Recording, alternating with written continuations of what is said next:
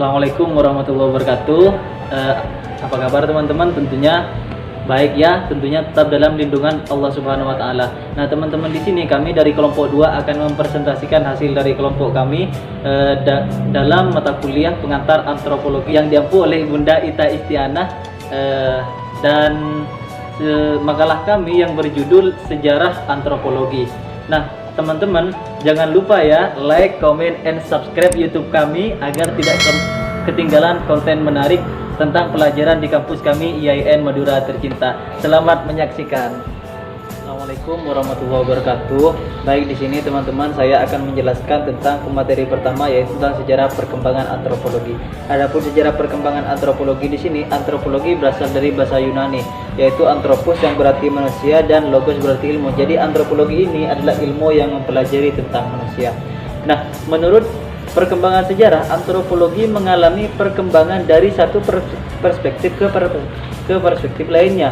Sejarah ilmu pengetahuan tidak selalu dari ranah kosong, tetapi juga meneruskan dari ilmu perkembangan yang lain, dari ilmu perkembangan sebelumnya. Sebagai ilmu yang mandiri, antropologi mula-mula berkembang di Inggris pada abad ke-19. Nah, salah seorang yang mengembangkan perspektif ini adalah Edward Bernard Taylor pada abad ke-1832 sampai 1917. Nah, orang tersebut merupakan penulis dari buku Primitive Culture. Antropologi ini hampir di semua perguruan tinggi dipelajari, baik dalam ilmu sosial maupun ilmu eksakta. Adalah ilmu yang mempelajari manusia, baik bentuk tubuh maupun karyanya. Nah, dibandingkan dengan ilmu lainnya, ilmu sosiologi ini merupakan ilmu yang paling muda. Nah, perlu disadari untuk fase perkembangan antropologi ini memiliki 4 fase. Adapun fase pertama di sini disebutkan bahwa fase penemuan atau juga yang menyebabkan sebagai ada juga yang menyebutkan sebagai era pencatatan atau deskripsi tentang bangsa-bangsa, dan laporan perjalanan merupakan kegiatan yang dilakukan oleh para musafir, misionaris, penyebar agama, pedagang keliling yang berada di lain titik. Nah, dari gambaran di atas akhirnya muncul istilah etnografi, konsep tentang lukisan suku bangsa. Jadi tidaklah heran kalau masa ini ilmu antropologi identik dengan ilmu etnografi. Terima kasih. Fase kedua yaitu pada pertengahan abad ke-19. Dalam fase ini muncul konsep cara berpikir evolusi masyarakat, yang dimana secara inti garis besarnya adalah masyarakat dan kebudayaan manusia telah berevolusi dengan sangat lambat dan dalam jangka waktu ribuan tahun lamanya, dari tingkat yang rendah ke tingkat yang tertinggi serta kompleks. Fase ketiga pada permulaan abad ke-20. Pada fase ini sangat erat kaitannya dengan eksistensi kolonialisme dan imperialisme negara-negara Eropa dan Amerika. Walaupun mereka bukan negara kolonial, tapi mereka berkuasa atas negara-negara bagian.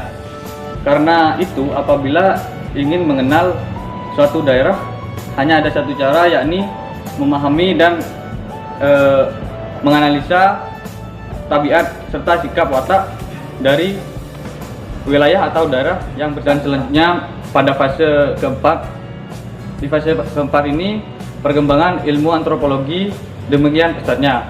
Beberapa hal yang menjadi sebab ilmu ini berkembang sangat pesat, di antaranya adalah yang pertama, bertambahnya koleksi bahan pengetahuan akibat dilakukan dan cara yang teliti. Yang kedua, ketajaman metode ilmiah yang digunakan dalam penelitian.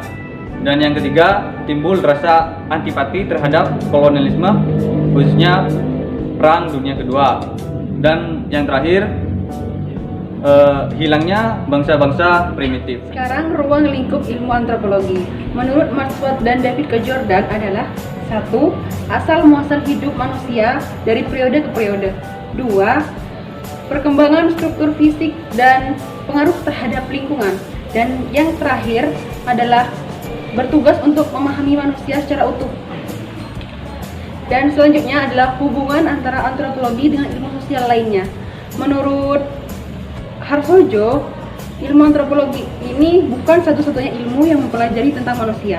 Ilmu antropologi ini memiliki tujuan yang sama dengan ilmu sosial lainnya, yakni mengkaji manusia dalam kehidupan masyarakat. Adapun kesimpulan perbedaan dari kedua disiplin ilmu tersebut. Menurut Perjalanan Ningrat, adanya pandangan perbedaan yang disebabkan oleh satu, masing-masing disiplin ilmu ini memiliki asal mula dan sejarah yang berbeda. Yang kedua, karena memiliki sejarah perkembangan yang berbeda, ini menyebabkan adanya perbedaan khusus antara pokok dan bahan penelitian yang berbeda juga pada masing-masing ilmu tersebut. Dan yang terakhir adalah karena memiliki sejarah dan perkembangan yang berbeda juga menyebabkan berkembangnya beberapa metode dan masalah khusus pada disiplin-disiplin ilmu tersebut.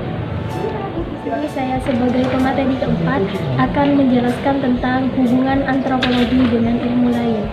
Pertama, hubungan antropologi dengan sosiologi.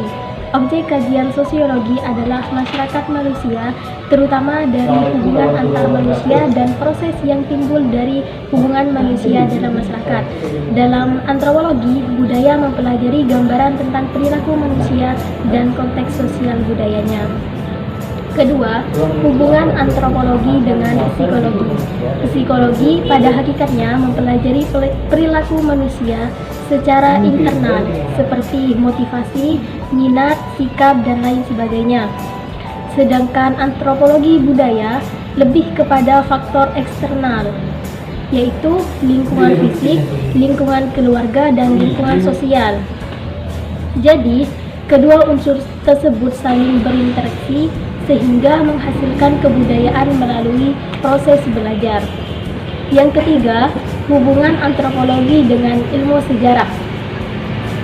Antropologi menyumbangkan banyak teori untuk ilmu sejarah, terutama pada konsep mengenai simbol, sistem kepercayaan, tradisi, dan lain sebagainya. Jadi, antropologi dan ilmu sejarah memiliki keterkaitan dan saling mendukung satu sama lainnya. Mungkin hanya itu. D. Hubungan antropologi dengan ilmu geografi. Ini menitikberatkan kepada bagaimana cara menyelami keanekaragaman ras, etnis, maupun budayanya, karena antropologi dengan ilmu geografi ini sangat erat kaitannya. E. Hubungan antropologi dengan ilmu ekonomi. Seorang ahli ekonomi sangatlah memerlukan bahan komparatif mengenai misalnya sikap terhadap kerja, kekayaan, sistem gotong royong, sebagainya yang menyangkut tentang bahan komparatif di unsur dan sistem kemasyarakatan. F. Hubungan antropologi dengan politik. Seorang ahli ilmu politik bisa menganalisa kekuatan-kekuatan politik dari negara-negara lain yang sedang berkembang agar dapat memahami latar belakang dan adat istiadat dari suatu bangsa tersebut.